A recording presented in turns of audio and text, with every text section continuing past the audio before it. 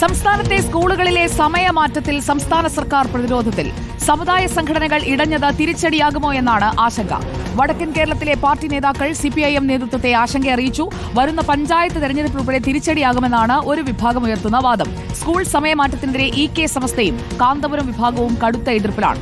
സർക്കാരിന്റേത് ജനാധിപത്യ വിരുദ്ധമായ നിലപാടാണെന്ന് മുസ്ലിം ലീഗ് നേതാവ് പി.കെ. കുഞ്ഞാലിക്കുട്ടിയും ഇന്ന് പ്രതികരിച്ചു. ജനാധിപത്യ വിരുദ്ധമായ സമീപനം എടുത്തത് ഗവൺമെന്റാണ്. ബന്ധപ്പെട്ടവർ എത്രയോ കാലമായിട്ട് നടന്നുകൊണ്ടിരിക്കുന്ന ഒരു കാര്യമാണ് സ്കൂളും വിദ്യാഭ്യാസവും മതവിദ്യാഭ്യാസവും ഒരു ക്ലാഷ് ഇല്ലാത്ത രീതിയിൽ കൊണ്ടുപോയിക്കൊണ്ടിരിക്കുക. അതിനോട് വിരോധം ഉണ്ടാവേണ്ട കാരണം എന്താ?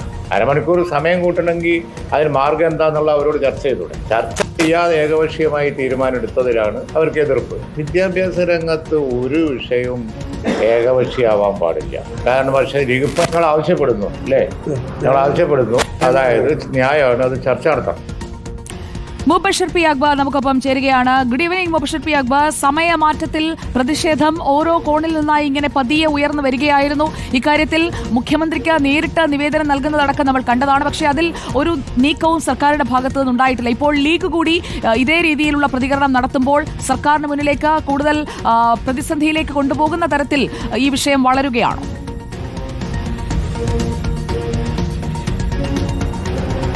Good evening Sujaya Parvathy. ആ രീതിയിൽ തന്നെയാണ് ഒരു വിഷയം വികസിച്ചുകൊണ്ടിരിക്കുന്നത്. ആദ്യഘട്ടത്തിൽ ഒരു ഉറപ്പ് ഈ ഒരു വിഷയവുമായി ബന്ധപ്പെട്ട് ഇടപെടൽ നടത്താമെന്നുള്ളൊരു ഉറപ്പ് മുഖ്യമന്ത്രി പിണറായി വിജയൻ പ്രബല മുസ്ലിം സംഘടനയായിട്ടുള്ള ഇ.കെ. വിഭാഗത്തിന് നൽകിയിരുന്നു.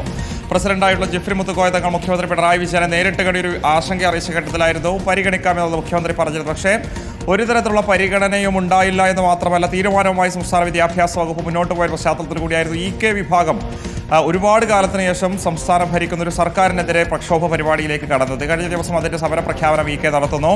ഇന്നിപ്പോൾ സമരപരിപാടികളുമായിട്ട് സംസ്ഥ ഇ.കെ. വിഭാഗം മുന്നോട്ട് പോവുകയാണ്. അതിന് തൊട്ടു പിന്നാലെയാണ് ഇപ്പോൾ മിക്ക തെരഞ്ഞെടുപ്പുകളിലും അല്ലെങ്കിൽ മിക്ക സാഹചര്യങ്ങളിലൊക്കെ തന്നെ ഇടതിനോട് ചേർന്ന് നിൽക്കുന്ന മതസാമുദായിക സംഘടന കൂടിയായിട്ടുള്ള കാന്തപുരം എ.പി. വിഭാഗവും എ.പി. സമസ്തയും ഇക്കാര്യത്തിൽ സംസ്ഥാന സർക്കാരിനെതിരെ കടുത്ത നിലപാട് സ്വീകരിച്ചുകൊണ്ട് രംഗത്ത് വന്നിരിക്കുന്നത്.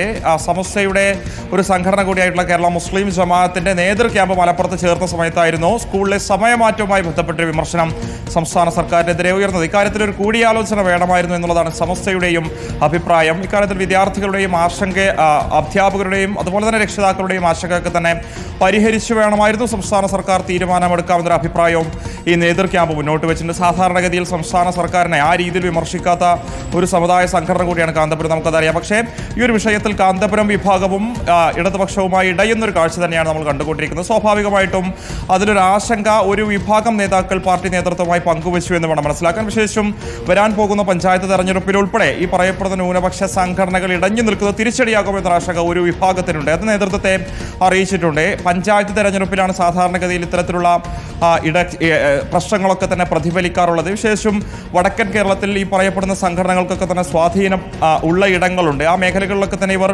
വോട്ട് മറിച്ചുകൂട്ടാൻ തീരുമാനിച്ചു കഴിഞ്ഞാൽ സമുദായ സംഘടനകൾ പൂർണ്ണമായും ഇടതിനോട് ഇടഞ്ഞാൽ ഈ സമയമാറ്റത്തിൽ നഷ്ടമാകാൻ പോകുന്നത് വോട്ടുകളായിരിക്കുമോ എന്നതാണ് ഇപ്പോൾ മലബാറിൽ നിന്നുള്ള നേതാക്കളെയൊക്കെ പ്രതിസന്ധിയിലാക്കുന്നത്. പക്ഷേ അതിന് സർക്കാർ വഴങ്ങുമോ?